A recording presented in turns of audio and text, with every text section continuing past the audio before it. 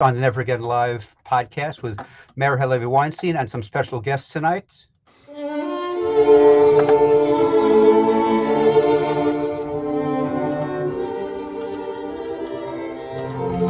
Please do join us, like us, share us, and go to our website, israelnow.ca, so together we can fight anti-Semitism.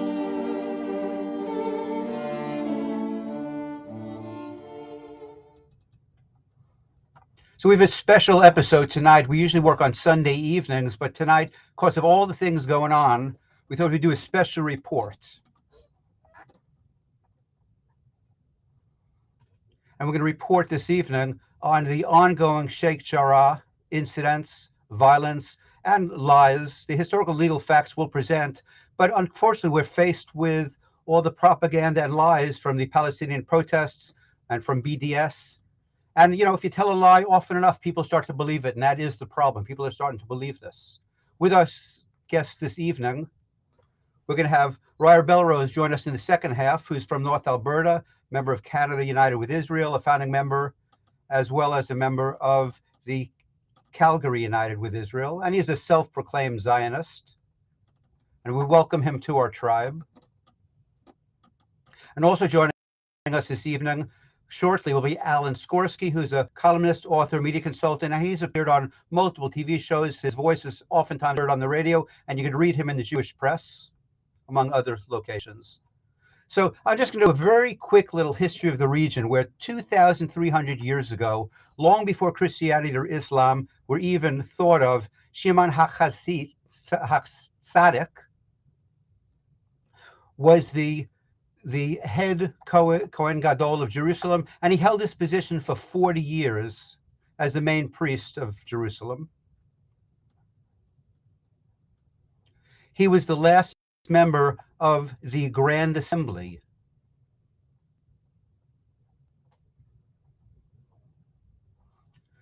And he's known for saying many things. He's in Pirkei Avot, as well as, most importantly, which we quote often, is his three words which life depends on are the study of Torah, the service of Hashem, and on the performance of kind deeds. So when you hear that said over and over, just know that Shimon HaTzadik said it first. It was during his reign that the rituals we follow today of Kiddush and Havdalah were first introduced.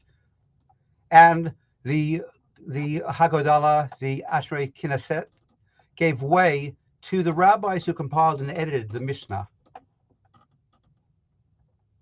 So what happened after that? So there he is, and Alexander the Great stood with a small army ready to enter the gates of Jerusalem.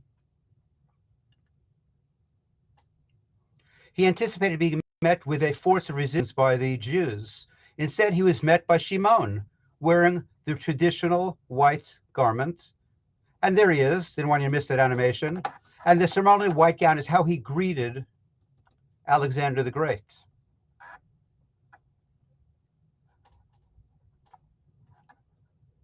So to the surprise of not only the Greeks, but the Jews as well, Alexander the Great dismounted from his horse and he bowed to Shimon HaTzadik.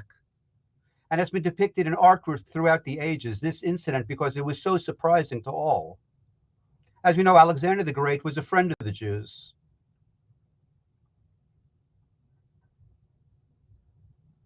So after he got the VIP temple tour, he requested that a marble image be erected of himself within the temple. Well, as our genes do dictate, with fearless chutzpah, Shimon explained why this is forbidden in the temple. This is a mosaic from the floor of an ancient synagogue from the 5th century, and that shows Shimon and Alexander together. So what was Alexander's response?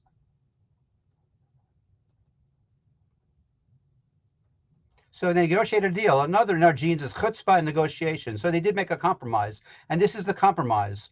All male babies born that year would be named Alexander. And this is how the name Alexander became popular among Jewish men and exists till today.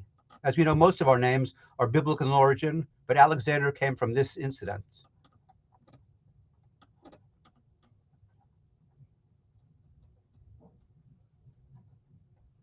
So 1,400 years later, a cruel and vicious tribe of Jew haters came along, the Crusaders.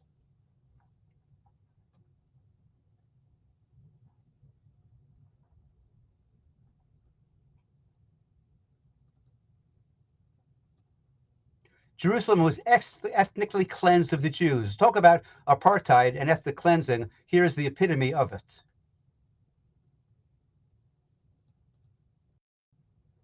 So then, in 1190, Saladin swept into Jerusalem, defeated the Crusaders, and welcomed the Jews back into our homeland. We're, again, welcome home. This was ours to begin with.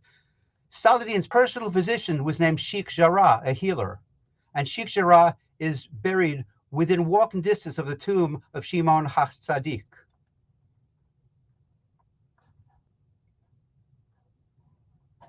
So you know what happened after that time? For thousands of years, there has been a permanent Jewish presence living next to the tomb of Shimon HaTzadik. The tomb and the surrounding compound was legally purchased in 1875 by the Sephardic community and the Ashkenazi Assembly of Israel.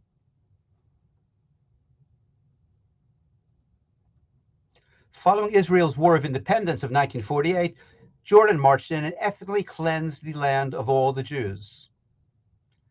The state of Israel was born, but we temporarily lost part of it.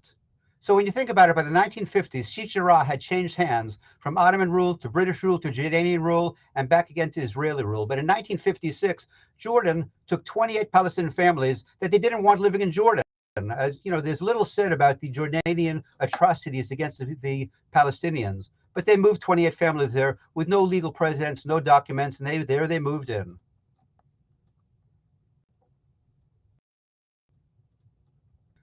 In 1967, East Jerusalem, including Sheikh Jarrah, was reclaimed by Israel following the end of the Six-Day War.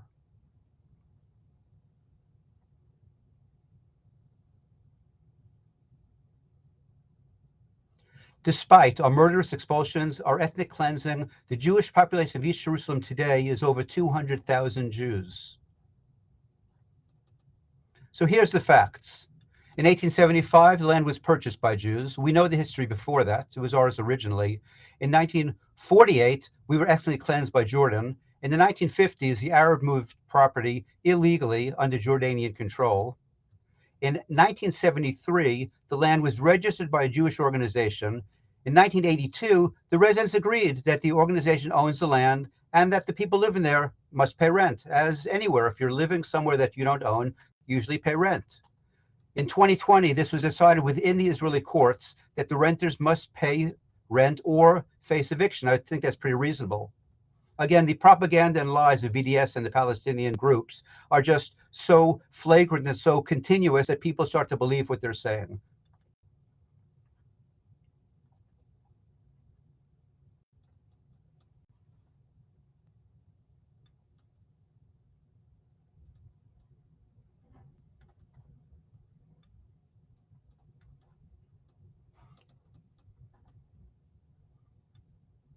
So let's not forget what it said in Genesis 13:14-15. And the Lord said to Abram, after Lot had parted from him, please raise your eyes and see from the place where you are, northward and southward and eastward and westward, for all the land that you see I will give to you and to your seed to eternity.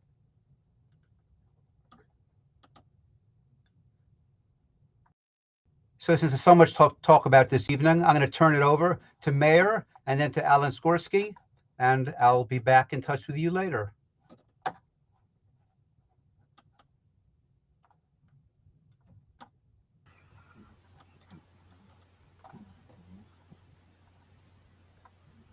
Hey, Alan, take it away. This is Meir's show. I'm just here just Let me just quickly inject from this week's Parsha.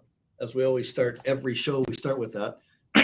This week's Parsha is Ki Tisa. And in this Parsha, we talk about the building of the temple. And God actually picks who's going to be the architect of the temple. This is really a very important lesson. Because it says here in the Parsha, God spoke to Moses saying, I have called by name Bezalel, the son of Uri, the son of Hur, of the tribe of Yehudah. I filled him with the divine spirit, with wisdom, with understanding, with knowledge. There's a question here. Everyone's Hebrew name is, it's your name, the son of your father's name, and then your tribe, where you're from, whether you're a Cohen, a Levi. That's how it is. Here, when God picks Bezalel, he calls him Bezalel, the son of Uri, and the son of Hur, of the tribe of Yehuda. The question is, why does the verse go on and not only list the father, but the grandfather? That's unusual. That's not done. It's done here. And such an important role as being the architect of the temple.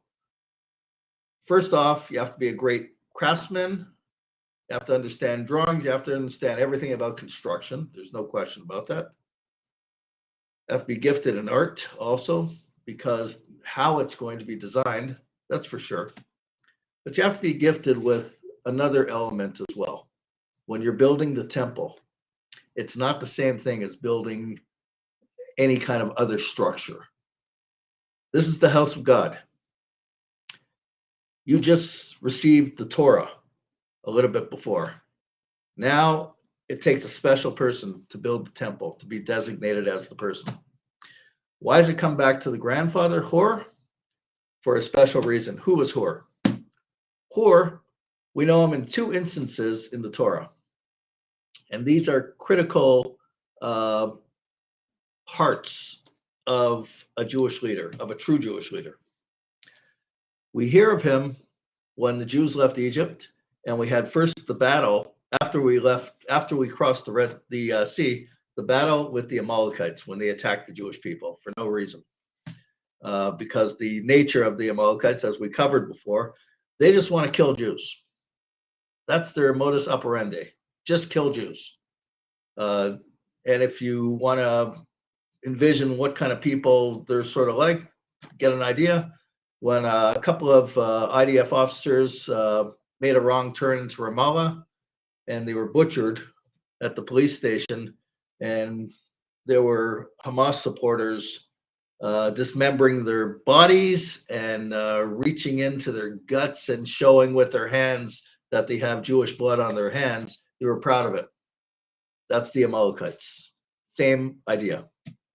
So when there was the battle with the Amalekites, Moses stood on the mountain and he raised his arms towards heaven. On one side was Aaron, his brother. On the other side was Hur, and they both held up his arms. One held up the right arm, one held up the left arm.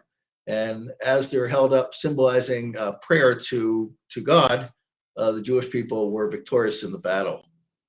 Second instance we hear of Hur is when the Torah was given on Mount Sinai. And the Jewish people, led by the Arab Rav, built a golden calf. Prior to that, Aaron, his brother, tried to still the people, tried to delay the people from doing that. Hur protested. He protested so much against this that he was stoned to death. So he reached the zenith of Kiddush Hashem, sanctification for the name of God. He wasn't afraid of taking a stand. So naturally, the architect who's going to build God the temple has to be filled with that spirit of unbelievable faith, bitachon, courage to perform the task. And where does that leave us? That a true Jewish leader and the true Jewish vision should be to have courage and faith, real faith. And we take that lesson from this parsha. We have a lot of issues going on right now. Earlier today, I found out about in the House of Parliament here in Canada that the Prime Minister said one of the most despicable statements against a Jewish member of Parliament, calling her a supporter of Nazis. We're going to get into that tonight. But first, we're going to be talking about another serious issue, and that's in Israel. Now, we have this neighborhood that we were talking about, Shimon HaTzadik neighborhood, that there are Jewish families living there. And there's Hamas supporters in that neighborhood as well. And they have set fire on some homes, Jewish homes in the area. And many Jewish organizations are turning a blind eye. Let's not say anything. Let's not rock the boat. It's only a few Jews it's happening to. It's one too many. Also, there has been a string of fire bombings of Jewish-owned vehicles, cars, in that area as well. It's intolerable. A member of Knesset, Itamar Ben-Gvir, follower of Rabbi Meir Kahana, he said he's going to set up his parliamentary office there in that neighborhood because the police are not going there to protect the Jewish residents in that area. Then he will use his parliamentary powers as a member of Knesset to establish an office there, and naturally the police have to provide security, so therefore they will be in that area and enforce the law. That's what's going on. Alan Skorsky was there in Israel. He just came back from Israel, and he saw firsthand what it's like there. In fact, he took pictures, he interviewed people, he spoke with people. We have Alan here. Let's get into it. Let's talk about it. Alan, are you here? Good evening, everybody. Did Good you enjoy evening. the Super Bowl? Oh, was that a game? Okay. Incredible. I'm sure it was. So as you were saying, so I was in Israel last week, and the way my Sunday began was I had a friend who's a tour guide. He said, today we're going to go and visit the tomb of Shimon HaTzadik, and then we're going to go to the Kotel. So we get off the train, and we start walking, and we see a lot of police activity. Naturally, we go to check it out, and we see lots of police in riot gear. We see a lot of Palestinians, and then we see a little further in the tent, as they call it, with Itamar Ben-Gvir setting up his parliamentary seat. This was the first time that I had ever been up close to see real. There was nothing physical, but lots of yelling back and forth between Jews and Arabs. And that was my first time in Israel ever seeing anything like that. And as you said, why was he there? Jewish homes, the Yashva Sheh family, Friday night, their house was firebombed. Had anyone been home, there would have been deaths. It went into the bedroom of where they've got a 2-year-old child, but they weren't home. Cars have been firebombed also over the last few weeks. And there's been no police protection. And this is all politics. So Itamar, to me, is the Meir Weinstein of the Knesset. He's a proud, unapologetic fighter for the Jewish people. The police and the government aren't helping. So he says, screw that. I'm going down there, and then the police are going to have to come. That's defending the Jewish people. And as you had pointed out earlier, and we spoke about this, as you're reading the media coverage of all this, the focus is on far-right Itamar Ben-Gvir. You had Yair Lapid and Naftali Bennett, the two leaders of the Israeli government, both accusing him of pouring oil on the flame. Other newspapers, from the Jerusalem Post, the Times of Israel, all putting the blame on him. And so you wonder why it's so easy for our enemies to attack us.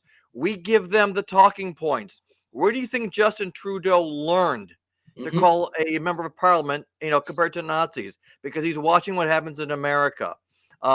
We the Jewish people, even in the Israeli government, it's as if Israel was created a week ago and they're trying to figure out, how do we make peace with our Arab neighbors? It's 2022. They know already that when the Arabs smell weakness, when they smell blood, they're going to go in for the kill.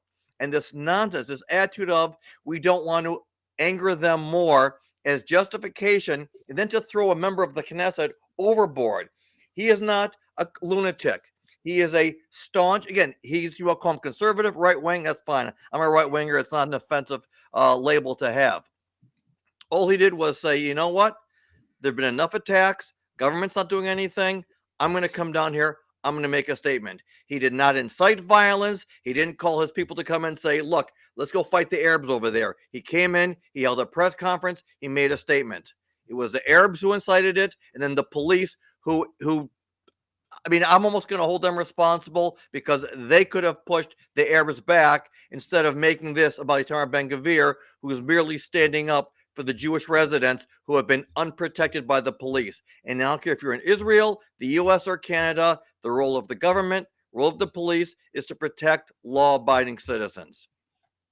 Alan, when you mention, you're related also here to Canada with the Prime Minister here in Canada. Let me just take that a little further. SHEIKH, the main Jewish organization in Canada, they had an event earlier today with a member of parliament, Ahad Hussein. He's a member of the Liberal Party. Now, last May, he sent out a tweet where he said he basically calls it illegal for Jews to live in that neighborhood that we're talking about right now. Right. And he's their keynote speaker to speak about anti-Semitism. Now, Jewish homes are being firebombed there. Right. Jewish-owned vehicles are being firebombed there. And this is who SHEIKH invites to speak about anti-Semitism. If anti-Semitism does not address calls for the elimination of Israel, or that Jews have no right to live in parts of Jerusalem, when you look at a map of the Middle East, Israel, little Israel, is not even 1% of the landmass of the Middle East. The whole idea is completely anti-Semitic, not moral, to question the Jewish people's right to be there in the first place. That's what SHEIKH is providing a platform for. And why should we be so apologetic when Jewish blood is being shed and a family could have been murdered in that firebomb attack on their home with a baby? The silence is intolerable. Right, but that's our history, and that's our sin. It's always us turning on ourselves. Today there was I saw a tweet on a different subject, but it's all related. It was Peter Beinart, right, who was he put out a tweet about Israel being apartheid, and that if anyone thinks that it's offensive to blacks in South Africa to apply a label to Israel, and he linked it to an article from South Africa.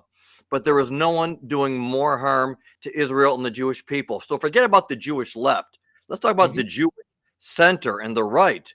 Where's Naftali Bennett going off and making this about Itamar Ben-Gvir, saying that he's the one who poured? Again, what's he doing? He's pandering now to the Europeans and to the Biden administration. And when they see this, it becomes very easy. What made it so easy for Democrats to turn on Israel?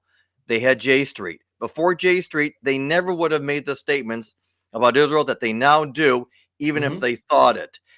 Jamal Bowman, who was in Israel, he's a congressman in Westchester, and he was in Israel a few months ago with J Street.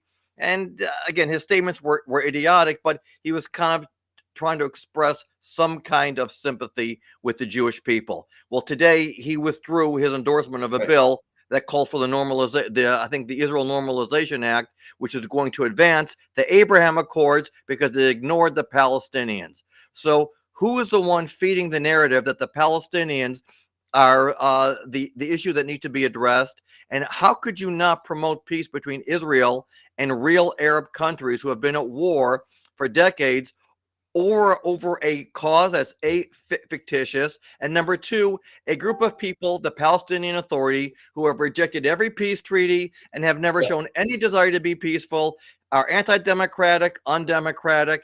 It's mind-boggling, but this never would have happened without the likes of the Jewish left. No, absolutely. There's no question about it. It's I'm reading some of the statements from on Twitter as well from who was on the Jewish left. Ariel Gold, real winner. She likes Iran. She's beyond left. She's insane. She likes Iran. Yeah. Puts out a tweet accusing, making comparisons between the Jews in Israel with the KKK. It's an abomination. Okay, so that one I missed, but that's her MO. She is virulently anti-Israel, and I'm convinced that she's got some other type of mental illness, because she's beyond anything I've ever seen. She's worse than If Not Now. She's worse than anything that anyone else says. And that's why, again, on Twitter, I watch her, but she Yeah. doesn't have a real big following. She just says the most disgusting things you could say about Israel. I don't know if it's for shock value. I don't know how much of it she believes, but she's a nut job. To me, Peter Beinart is a much bigger threat, and if not now, is a big threat, because they're the ones influencing Democrats in Congress. I think Peter Beinart was one of the founders of If Not Now. I don't remember. I know that he's part of Bend the Arc with George Soros' son. He's a regular speaker at J Street events, at the New Israel Fund events.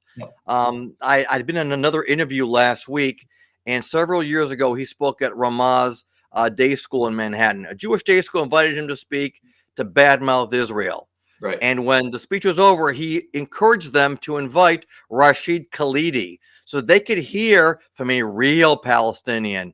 And the school initially accepted, and then there was backlash, and then the school rescinded the invitation, and Beinart blew a gut saying, "What's the matter? Are you afraid that your Zionism isn't strong enough, to hear what Rashid Khalidi has to say?" So he's a very dangerous guy. Up until I think it was maybe a year ago, he was working at the New York Times. He's a professor in one of the CUNY colleges. Again, we are our own worst enemies. But again, he's a leftist, and it's up to us to shut him down. But when it comes again from the Israeli government, what am I going to say to someone like Naftali Bennett? Right. Looks like we have a short clip from Shimon HaTzadik neighborhood of what's going on there. I'll just show this clip to our viewers.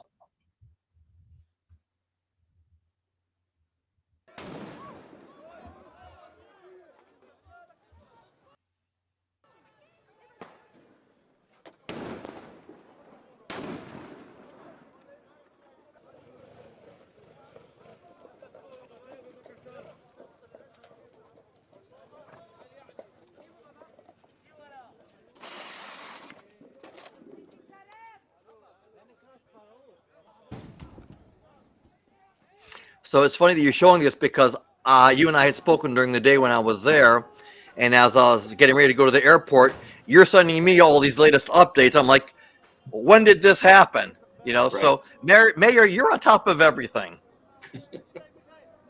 I have a little bit of a network also that sends me stuff, gets me in touch with everything going on. But we have to be on top of it. Yeah. I mean, we have to get it out there. There's a battle going on. You're doing a great media. job of it. So good, good for you. Thank you. I was sent also. There's a fundraiser going on for the Jews and Jewish families that have been affected in the Shimon HaTzadik neighborhood. So we don't have it here on the show right now, but I'm going to send out an email blast, and I'll be attaching it to this video for tonight's show for people who are interested that they want to help. There's a GoFundMe, an Israel-style GoFundMe, where you could contribute to these families, and that's something, the very least, one thing we got to speak out about it and let people know what's going on, because you can't turn a blind eye to this. Where's it going to end at that point? Okay, so it ends. We ignore it in that neighborhood. There's going to be another neighborhood. It's going to snowball. So we don't ignore it. The other thing is we can make a positive contribution by contributing to the families that have been affected. So there is this campaign, and like I said, I'm going to be sharing it, and I encourage everyone to make a contribution. Let's show the anti-Semites that we care. Not only do we care, we celebrate the fact that Jews are living there and have returned there. And that's the answer to the BDS. Right. Okay. And what scares me the most is that between the Israeli media and the Israeli government, they've given a victory to the Arabs of that area. They now know that any Israeli who comes to speak or to stand up for the Jewish community there, they will be condemned by their own government. So congratulations, Israeli media and Israeli government. Right. Well said. Yeah. We have a short clip, the truth about SHEIKH JARRAH from Im Tirtzu, great organization.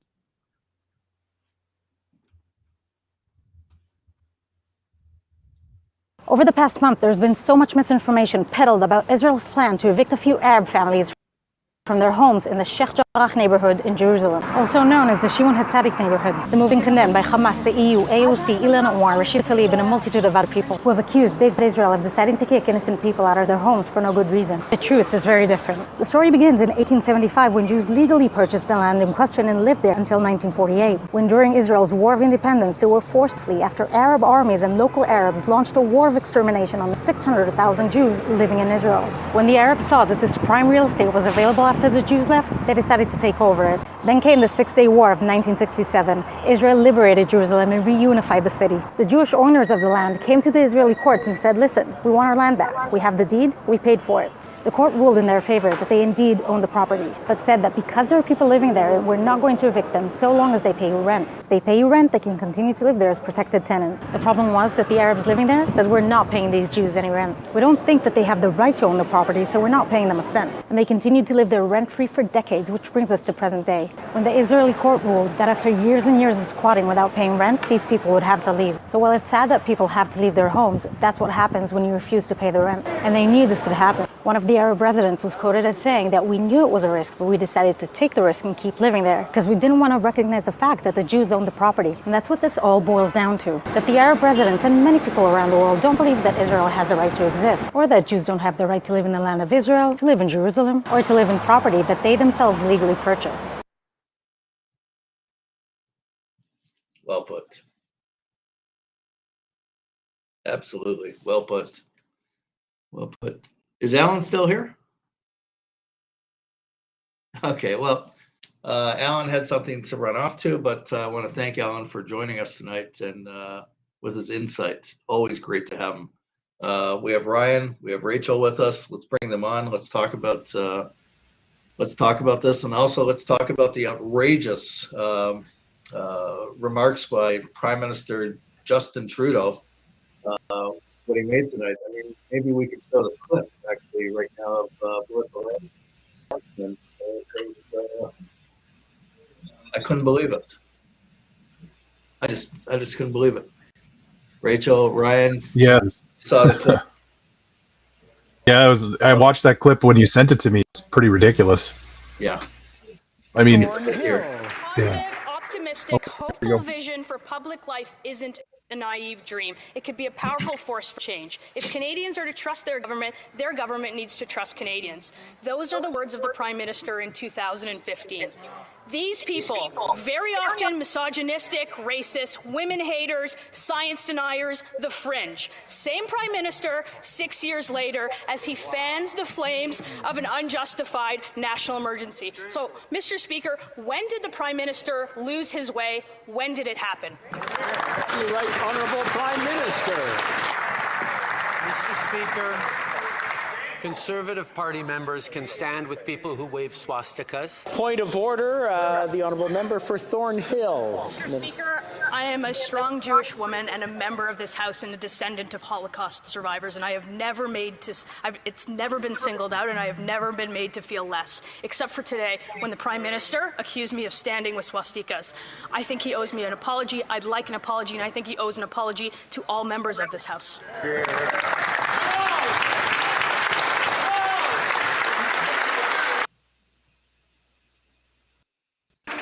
you go. Positive, optimistic. Okay, so Rachel, you were is there something right? You were in Ottawa for a little bit of the to see what the truckers are doing there, and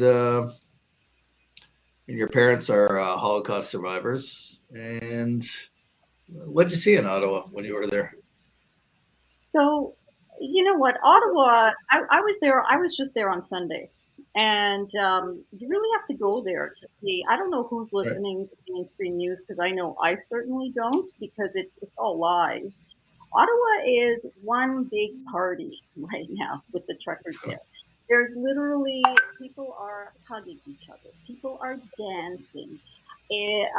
They're making barbecues. They're giving out food to whoever wants it. It's basically a big festival. And some people have described it as a ongoing Canada Day celebration, like the biggest one they've ever seen in their lives. Right. It's patriotic. It's all Canadian flags. It's all, and Justin Trudeau, I really, the world is just watching in shock, and everybody's very concerned. It's like as if he has become completely unhinged. He keeps repeating the same thing over and over again, and that is that the truckers or anyone who supports them are Nazis, are misogynists, are racist, are white supremacists, are terrorists. It's absolute lunacy that he gets away with describing them like this. And then he says he wants Ottawa to go back to normal and regular people want to go back to normal. Well, he has it completely backwards. The truckers are the regular people. Everyone who stands with the truckers for freedom are the regular people. So he's completely lost it. I mean, it's like there's no getting through to him. I just don't know at this point. So how do you feel when you see, I mean, the fact is that he stands with organizations, radical Islamic organizations who call for free Palestine from the river to the sea. And he wants to lecture Jews about the Nazis. I mean, it's almost like Whoopi Goldberg saying the Holocaust was all about whites against whites. I mean, this seems to be the epitome of ignorance, which leads to, I think, Holocaust denial and another version, well, what I would call woke anti-Semitism. Yeah, I mean, with the statement he said today, I mean, it's a whole other level. I mean, now he's really bordering on, if not bordering on it, in anti-Semitism. And it's funny when you say, he keeps calling these truckers terrorists. And it's funny because he seems to really, he likes to support the real terrorists. Remember when he gave something like $12 million to Qatar, or that, that child terrorist or whatever he was. But now he's freezing the bank account. I mean, he just declared the Emergency Measures Act, which is unprecedented. And they want to freeze bank accounts of anyone who donates to the truckers, anyone who's, it's completely ridiculous.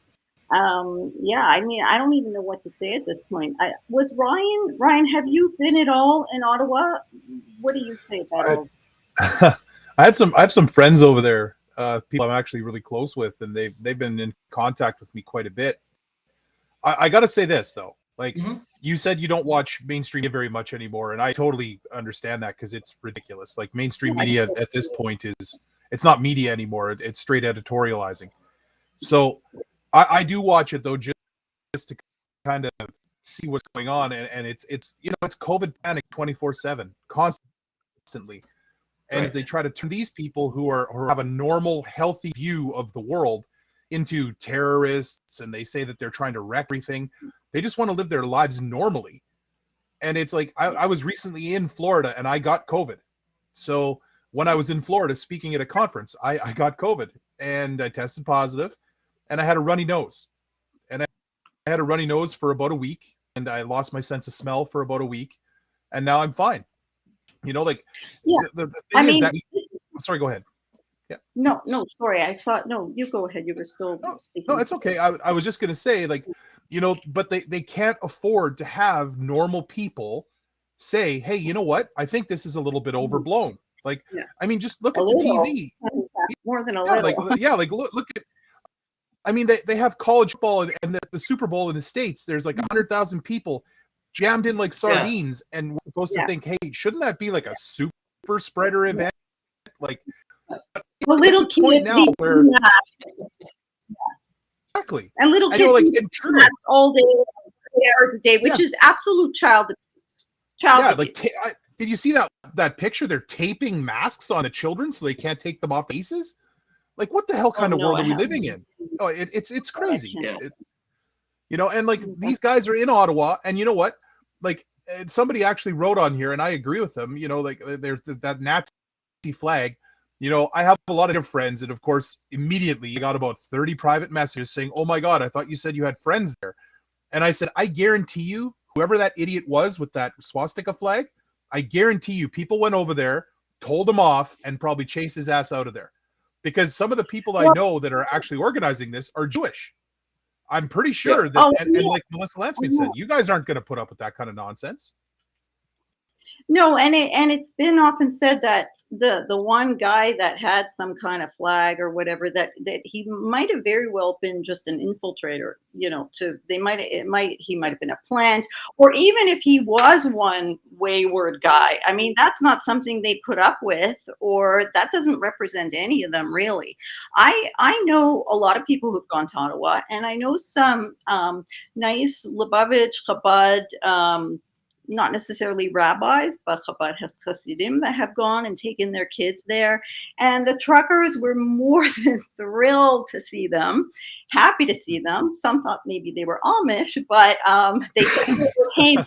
But they said same thing. And they let their little kids, you know, honk the horns and all of that. So where Trudeau is coming off saying all this stuff about them, it's just unreal that we've let it get this far. And I think that because it's gone this far, now he's like speaking out against Melissa Lansman, because it really seems that anyone who disagrees with him on any level about anything, he just labels as a Nazi. And now, well, that's the left. The left does that. Yeah, it's just unbelievable. I remember a number of years ago, I led a protest. Go ahead. No, I'll say Ryan. It's funny because like Rachel will remember this actually. I'm pretty sure a while back when we were on Facebook, some people actually that turned into kind of a meme. It didn't matter what you said. If you didn't agree with them, you were automatically a white supremacist Nazi. And I remember at my page when somebody called me a white supremacist Nazi, and a couple of my friends were like, you know, he's Native, right? Because that's the thing. Like these people, there are Native people that are in Ottawa right now. There's a video that was going with Native people drumming, and these are not the fake one. I saw the Pretendians one, but there's a real one, real Native drummers. I mean, there are Native people that are there. The other accusation is that these people aren't really truckers. Yeah, you know what? Some of them are delivery drivers. Some of them are like moving people, like people that work for moving companies. But the truth of the matter is, a lot of these people work in the transportation industry. And yeah, they're upset because this impacted their jobs, their lives. And the thing is, like the media and Trudeau and a lot of people on they can't afford to have these people be talked about as normal human beings. They demonize them, they have to demonize them, and they have to kind of tell everybody, like, you know, these people are bad. Like, look what Trudeau actually said about them. He basically told people it's okay to make fun of these people, prejudice, you know, they hate science. I'm double vaxxed. I have 2 shots. I'm still anti-vaccine mandate because I support bodily autonomy. And I think that if you were to ask them, they would probably agree with my position over Trudeau's. Yeah. Oh, absolutely. Absolutely. Yeah, and you know, just like you were saying, Omicron, it's like it's almost like they're really taking this virus and trying to milk it for everything it's worth. At this point, we all know it's pretty much over. The Omicron variation of it basically signals the end of it. Now that it's a cold or a very mild flu or even a harsher flu, but basically how long are they going to keep this going? And I think that Trudeau has taken this, you know, to the nth degree, and they're just not they're not letting us be free. They're not giving up on this. It's really concerning. And the whole world is watching. And, you know, the world or people in the world that do really understand what's going on, are looking at Ottawa as the ground zero of like this battle for freedom in the world. So, but now he's, you know, crossed a new border, a new boundary line, and is diving into anti-Semitism. Yeah, like the leap was unbelievable. Like I was saying before that, you know, a number of years ago, I led a protest against a fundraiser that Justin Trudeau had when he was running for Prime Minister the first time. And the issue then was that the Liberal Party of Canada put out a statement that they supported the Obama nuclear deal with Iran. And from Israel, they were saying this is a catastrophe, that this will lead to a nuclear bomb. And Iran's idea is, instead of a Holocaust, how the Nazis did it, which lasted from 1939 to 1945, they want to drop a nuclear bomb on Israel and just do it in right away. So we had a protest there, and Justin Trudeau had no problem with the nuclear talks with this deal, in spite of what Israel was saying. The prime minister at that time of Israel, Benjamin Netanyahu, he said it's 1939 right now. So he dismisses us and he calls us Nazis. And who is he to call us Nazis? Canada had the policy of one is too many during the Holocaust. They didn't take the Jews in. And it doesn't matter if you express regret today, which he did a few years ago. It doesn't matter. It's done. We lost 6 million Jews.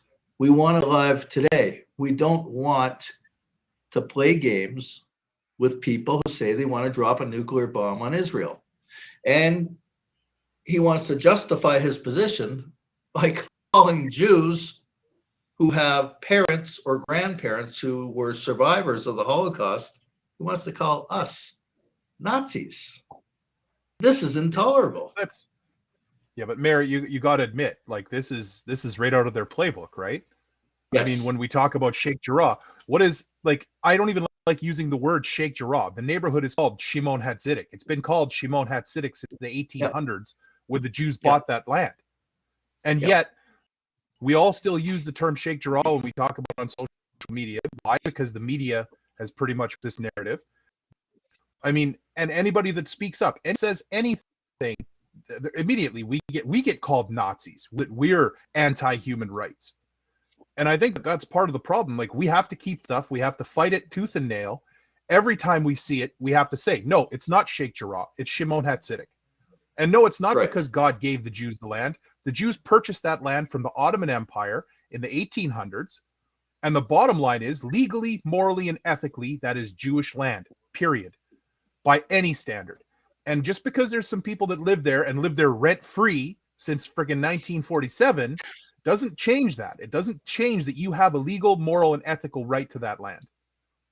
And we have to start being a lot more, like, you're good for it. I know Rachel is. I see her social media stuff too. Like, we need more people to be like you guys. We need people to say, no, that's not acceptable. And you know what? You want to call me not acceptable. Like, and it's not, look, I know everyone's like, we want to say anti-Semitism, because I say it too. Look, I think I'm more sensitive about it than lots of my Jewish friends. But the problem is that a lot of non-Jews, they get fatigued. They hear anti-Semitism and immediately they shut down. And it's really frustrating because there's so much anti-Semitism right now that we have to about it and we have to call it out. But people are like, oh, they're talking about anti-Semitism again. And it's like, yeah, because this is serious. Like, we are living in that. This is 1939 all over again. We're not heading towards the Holocaust, but we are definitely, if we don't fight back, we might as well be. Because like you said, that Iran deal, that's going to be a whole lot of dead Jews. If they get a nuke, I guarantee you they would in Israel. I mean, they're an Islamic death cult that wants to have an apocalypse. And to give somebody like that access to a nuke, that's just ridiculous. And like you said, what's Trudeau going to do? What would Trudeau's reaction be if they did drop a nuke on Tel Aviv? What's he going to say? Oh, sorry about that. I guess I was wrong. I mean, he's not going to have to deal with it, right? That's why what he'll say. Should be speaking. He'll say, "Oh, this was not nice." Yeah, my bad. I should have known. Yeah, that's not really going to be very helpful. So, you know, we have to be way more aggressive about this. We have to speak up. I mean, this is an existential threat, and we're at a point now where, I mean, you know, Canada's letting Iranian diplomats come to Canada, and we don't speak up about it. I mean, yeah, I don't know. Sorry, I went on for a rant there, but it just pisses me off. No, you're 100% correct. You know, even today, there was a motion being presented at University of Toronto downtown campus, St. George campus, and the motion is to another BDS motion, also calling to boycott Jewish businesses that support Israel, or Jewish food companies that support Israel, like kosher. And so it first happened at the Scarborough campus. Now it's happening at the downtown campus.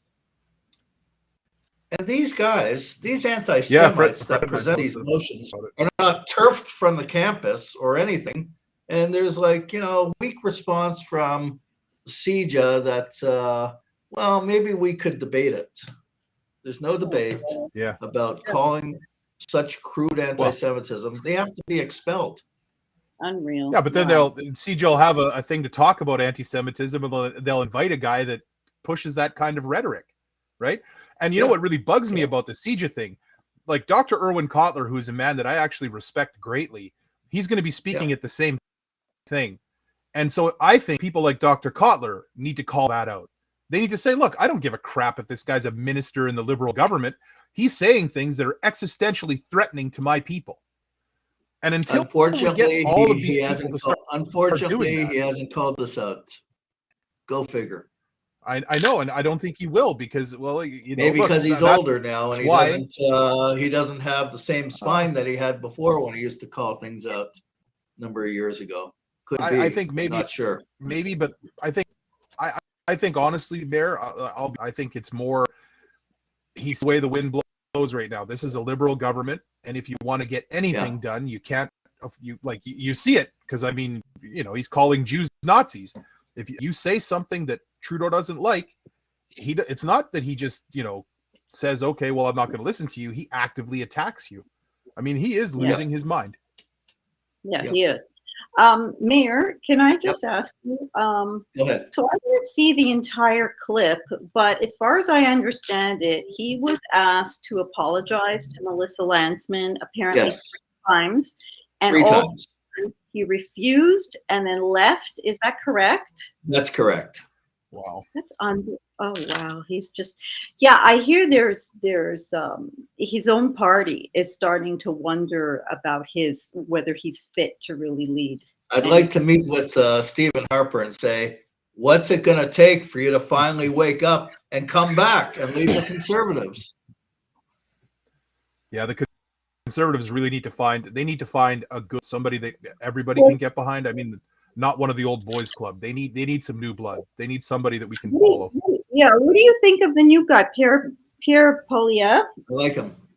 I like him too. I think he could be, he's good. He's solid. He's a solid guy. I like him a heck of a lot better than the last two.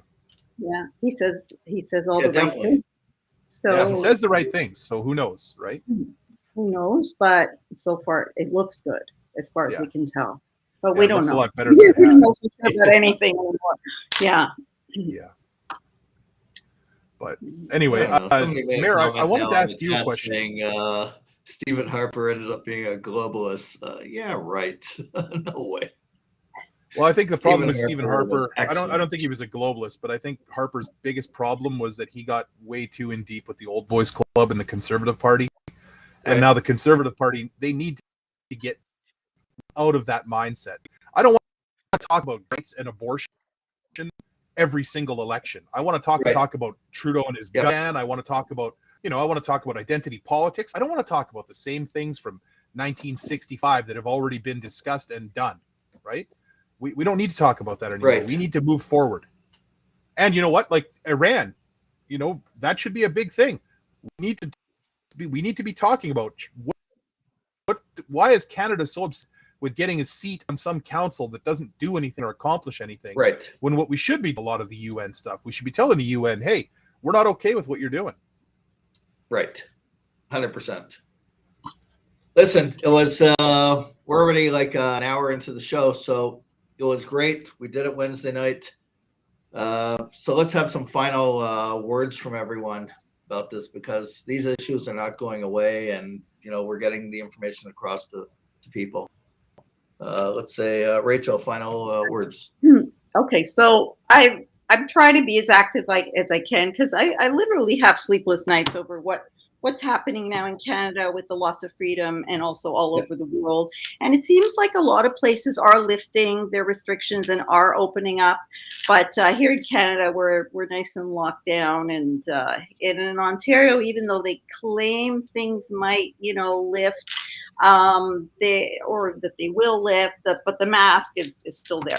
So what I would say is, first of all, if you can get to Ottawa, because this is a huge fight for just freedom for humanity, and I've always been on the side of, fighting for Jewish rights and against anti-Semitism and all of that. Never thought that it would be a whole issue about a fight for freedom for humanity itself, which is huge. So if you can get to Ottawa, that would be great. Take off the mask. Just take it off. I mean, I know that a lot of places don't need it anymore, but we happen to be in Toronto, Ontario, Canada, where we've been masked the longest and lockdowns the longest, and they still have no desire to get rid of it. So just take off the mask. It's ridiculous already. I just wanted to put in my quick political comment from a medical perspective. When people ask me, as a doctor, how much longer will I have to wear the mask? Well, they say a picture is worth 1,000 words. So here's my picture for my answer. I'm not a politician. Yeah, I've seen that one. That's a good one. Very good. Yeah, because, basically now it's all based on political science, not medical science. It's all politics now. Yeah, right. And the medical science was done after the beginning. And now, but unfortunately, there still are a lot of people that have just been so indoctrinated. They go around in a KN95 mask. They go around in double mask. They really believe that if they take it off, they're going to catch it and die. We're miles away from what it was at the very beginning, and it's essentially over. Would Dr. B, would you basically say that it's essentially over? Because that's how most of the people I know are viewing it. Well, I think honestly, any doctor or politician or scientist who tells you we know the answers is absolutely wrong. We'll know the answers 10 years from now when we look back. What we do know is that 95% of people who test COVID positive are fine, and half of them don't even have any symptoms. Unfortunately, the reality is about 5% of people, for some reason, get very sick, but we don't really know why yet. So we know that the states which closed and had mandates and social distancing, and those that didn't, have the exact same statistics. There you go. So, the most amazing thing to me is during a little bit of lift of the pandemic, we went, my wife and I and daughter, we went to Disney World, and we go into a theater with 1,000 people, and no one has to wear masks. Masks, optional. We get on the monorail with open windows that are outside, and there's a big sign, masks are required. And that's not a joke. I saw somebody drive by my home on a motorcycle wearing a mask. So I'm thinking, well, at least when he donates his organs, they won't have COVID. So, what can I say? You got to be on a street in Toronto every single day. There's people walking alone, walking a dog or on a bicycle, and they're wearing masks outside by themselves for absolutely no reason. So what's interesting on that is in hospitals, we wear masks in the operating room, or if we're in the room of somebody with a terribly infectious respiratory illness like tuberculosis. But as soon as we walk out of those patients' rooms, we take our masks off. So why, when we're sitting in a cafe where nobody has any deathly illness? And the other comment regarding the mandates is, first of all, the word mandate really refers to a suggestion by the government that's not yet been enacted into law. So these are not mandates. If you can be punished for not following, they're not mandates. So I think the whole thing is blown out of proportion. But, my alt-right friends thinks it's a hoax. My alt-left friends thinks everybody's dying. Well, it's somewhere between those two. It's somewhere between, Yeah. All I know, Doc, I got to tell you this. It's crazy. And it's not going to get better until people like the people in Ottawa step up and say, enough's enough. We're just not going to do this anymore. And you're right, Rachel. People need to just take the friggin' masks off. I've got a buddy who he went to shul, and they told him that he couldn't go to shul unless he took the mask off. And he actually pushed back and said, look, I come here all the time. He's like, I've seen you once here this year, and you're trying to tell me I have to wear a mask or you won't come back? Don't back. Like, I don't blame him. I laughed when he told me this story because I said, this is where at. Like, people are, and they're such woke scolds. Like, everybody's like, oh my God, Ryan, how come you don't wear a mask everywhere you go? And I'm like, because I'm not retarded. I don't need to wear a mask. I know I'm not going to get sick. I'm fine. Like, anyway, sorry, Yeah. that's another But thing that pisses me off. But the whole watching the Super Bowl with like I don't know 100,000 fans or something like that. Yeah. No one's wearing a mask, Well, and they no were one's getting supposed sick to, at and the they didn't. Super Bowl. But There was a rule at the Super Bowl: you had to wear masks, and Oh. nobody followed it. So the other thing, but it was a rule that was decided before the Super Bowl to be here in the crowd. You have to wear a mask. Nobody wore them, so what are they going to do? Cancel the Super Bowl? Yeah, exactly. Well, sometimes There you people go. got to just step up and say enough's enough. And I haven't read that the hospitals over there are jam-packed because of the Super Bowl or anything remotely like Well, look, that. Sorry, could you just make a comment about the kids being masked all day long for 8 hours a day? I think it's absolute child abuse, especially the younger they are. It's despicable. Well, listen, I think it's fine if Justin Trudeau wants to do it with his own family. And if Jagmeet Singh wants to do it with his new family, that's fine. But other than that, let normal people who are driving trucks and providing for all Canadian families whatever goods they need, be it food, be it supplies, they're doing the hard work. To demonize them is ridiculous. And then to call out a Jewish member of parliament, Melissa Landsman, and compare her to Nazis is just beyond. Well, listen, Last we comment covered a on lot the tonight. pandemic. Last comment on the pandemic is we do know unequivocally that hydrochloroquine and ivermectin do work. They are effective. Yeah. And the fact that this is controversial from a medical perspective is just absurd. It's the same thing with the whole Palestinian issue. If you tell a lie often enough, people start to believe it. So as soon as President Trump suggested that there were inexpensive treatment protocols that are safe and effective, it became taboo to say it. But again, these medications have been used for viruses for decades and longer, and we know they're inexpensive. And we also know that the 10 wealthiest Americans' income and their wealth has doubled since before the pandemic. So do the math there. You know, all the treatment and medicine that was withheld from patients. I mean, there are people in the medical, there are people that are guilty of, murder, basically. If treatment was withheld, and it's like we've never lived through times like this. We always trusted our medical system, we always trusted the doctors, we always trusted government, and you got to still trust some of them. Some doctors you got to still trust. Oh no, well, my own husband's a doctor, so I definitely trust him. I definitely trust most doctors, but I have to say that some have, there was a lot of uncertainty at the beginning, but at a certain point, yes, many doctors were saying, I wish I could prescribe you ivermectin, for instance, but I can't because I'll lose my license. They threaten me that I'll lose my license. No. So what does that show you? What's going on? Well, in my community of 3 hospitals, we did use ivermectin and hydrochloroquine, and if we needed to, we're allowed to fill out a document which says it's being used for an experimental reason. The patient has to agree to it. Yeah. But it's ridiculous that hydrochloroquine, which has been used against malaria forever and is inexpensive and effective, was questioned. Now, the other thing that the studies are coming out is in some Scandinavian countries, they never closed the schools and they never required masks for children. There have been 0 pediatric deaths. Well, there you go. Yeah. Or why they even one study showed that the booster, a study out of England showed that the booster is good for 10 days. Ryan, we'll see you next time. Okay. Thanks, Ryan. Have a good one, guys. So one study suggested that if you've had both doses of vaccine, which I've had, and then you get the booster is good for about 10 days, so hey. And of course, the H1N1 pandemic, which was devastating and deadly, and it happened in the 1960s. For some reason, they didn't cancel Woodstock, and nobody died of H1N1 during Woodstock, and you had 350,000 kids. Certainly, there was not any social distancing, and I won't expand upon that. But, and the reality is that people were dying from H1N1. We didn't have quite the technology 50 years ago, but they did not cancel Woodstock, and no musicians and no attendees died. In fact, I think there were 2 babies born at Woodstock, so go figure. You know what else they don't cancel? They don't cancel anti-Israel protests on the street. That was even in the worst days of COVID when people were really afraid of getting sick, that they made sure can go on.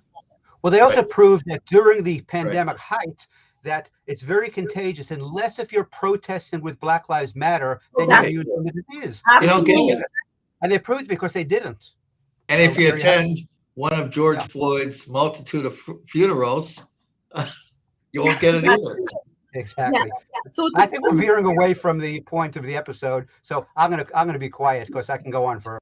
Oh yeah, we could keep going on and on, but you know, all the hypocrisy, it's just insane. 100%. But anyways, listen, thank you very much. Thank you. I think we have a song that we're going to close with.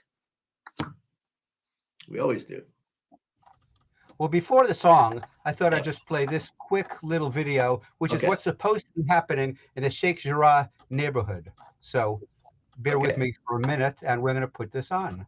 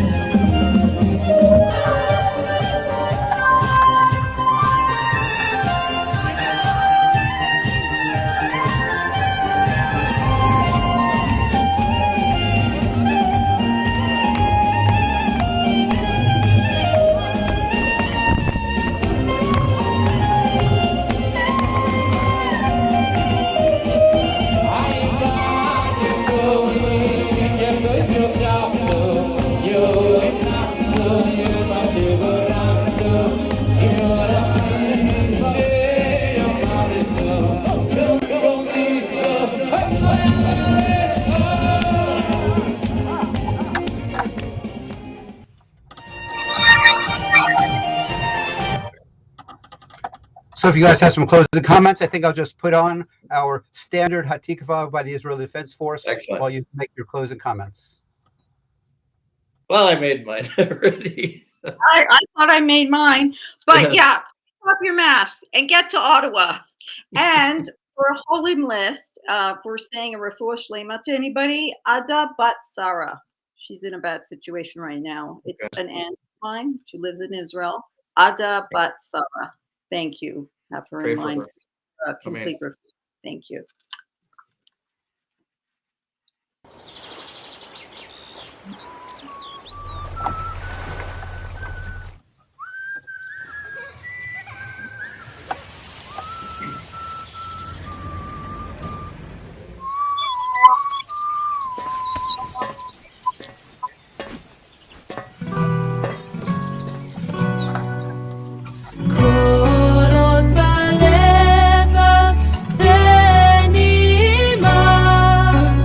נפש יהודי הומייה ותן מזרח קדימה עין לציון צופיה עוד לא אבדה תקוותנו התקווה